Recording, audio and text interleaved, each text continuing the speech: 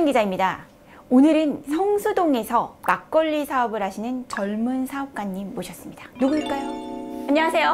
네, 안녕하세요. 저는 서울 성수동에서 서울쌀로 막걸리를 제조하고 있는 한강주저의 대표 고성룡이라고 합니다. 아니, 이분 보신 분들이 많이 있으실 것 같아요. TV에서 봤거든요. 아, 네. 광고가 굉장히 힙했었잖아요. 아, 네, 맞습니다. 안녕하세요. 성수동 막걸리 바보 한강주조입니다.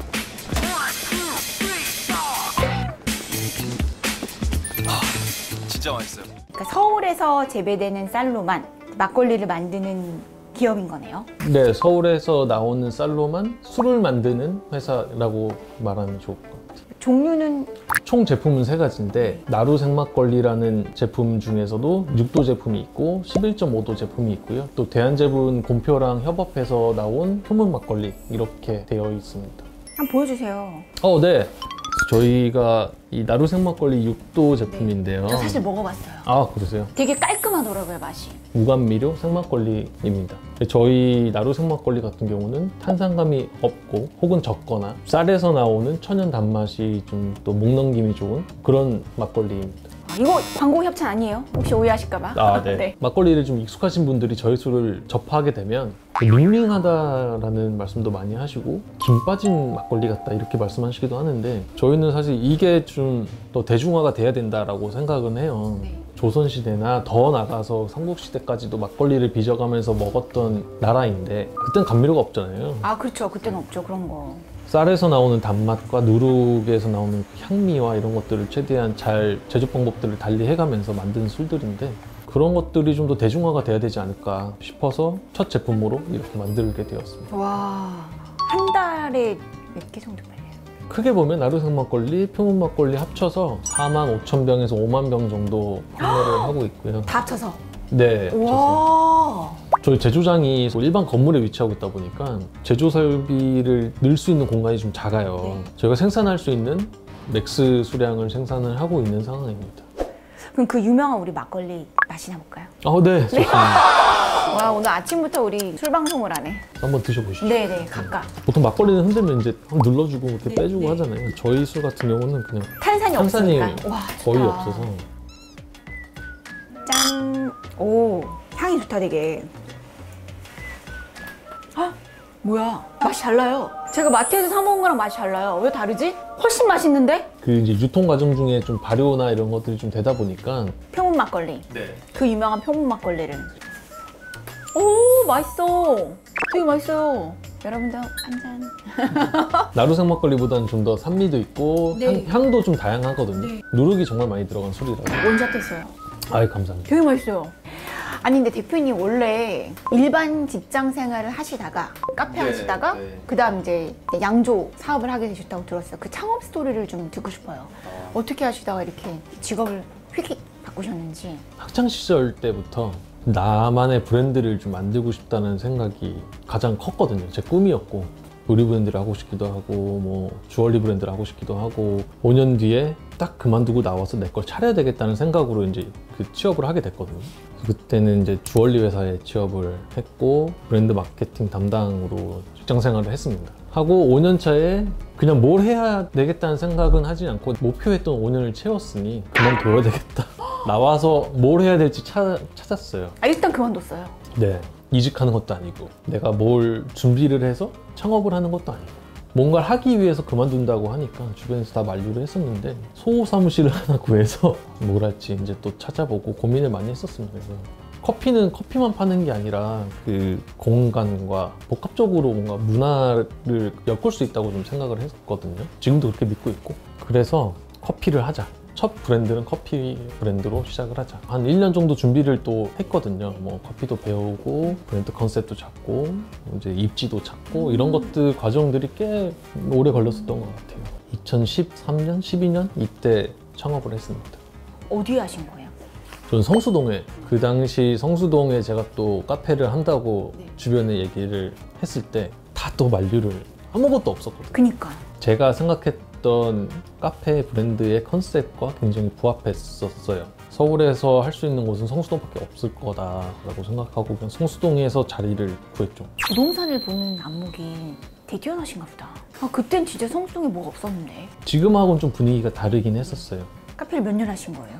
공교롭게도 제가 한 5년 정도 이제 그거를 하고 원두, 생두를 구하는 데 있어서 그 당시에는 그 그레이드가 좀 떨어지는 거를 구할 수밖에 없었던 시기였던 것 같아요. 그러니까 좋은 것들은 다 대규모로 가는 데 가고 그런 상황인데 그 하는 사람들끼리 아둥바둥 뭐 이렇게 하는 것도 되게 좀 좁게 느껴졌거든요.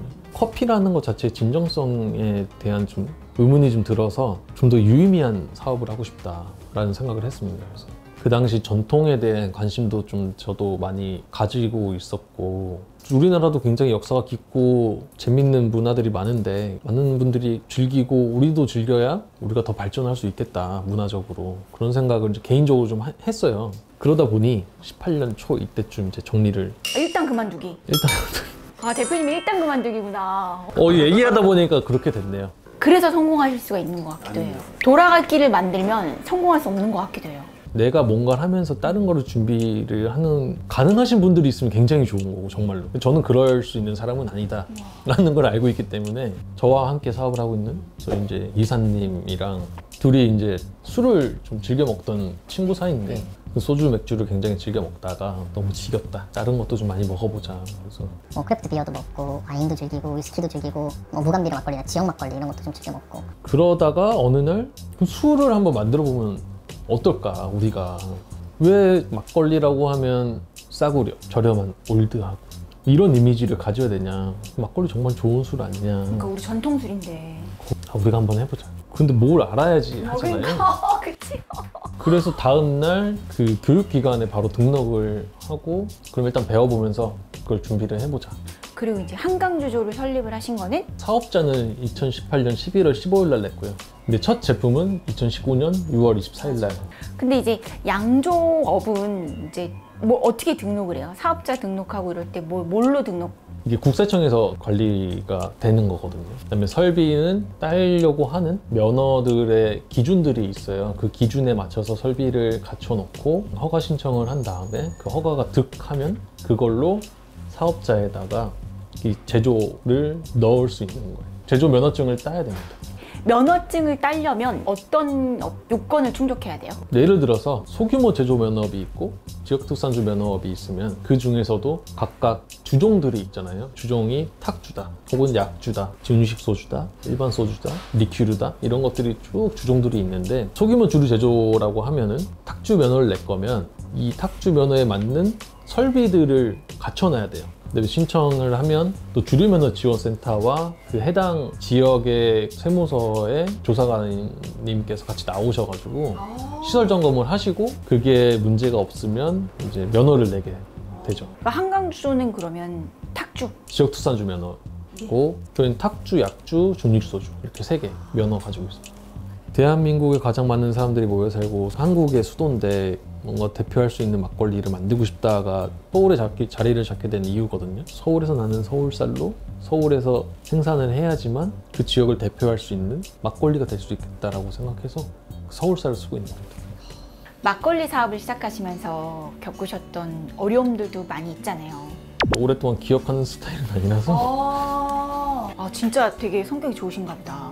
원래 스타트업 하면 너무 힘든 게 많은데 근데 뭐 사업하는데 안 힘들면 사업이 아니라고 생각을 하고 있어가지고 멘탈이 약하니까 이제 잊어가면서 살고 있는 건데 재밌게 했던 것 같아요. 그러니까 그 힘든 만큼 그 안에서 어떻게든 재미를 찾고 의미를 찾자가 뭐 부정적으로 생각하거나 힘든 것보다는 더 낫다고 생각을 해서 머리는 자꾸 빠져요. 근데 네이버 광고 그거 진짜 엄청나게 반향이 뜨겁거든요. 어떻게 출연하게 되신 거예요?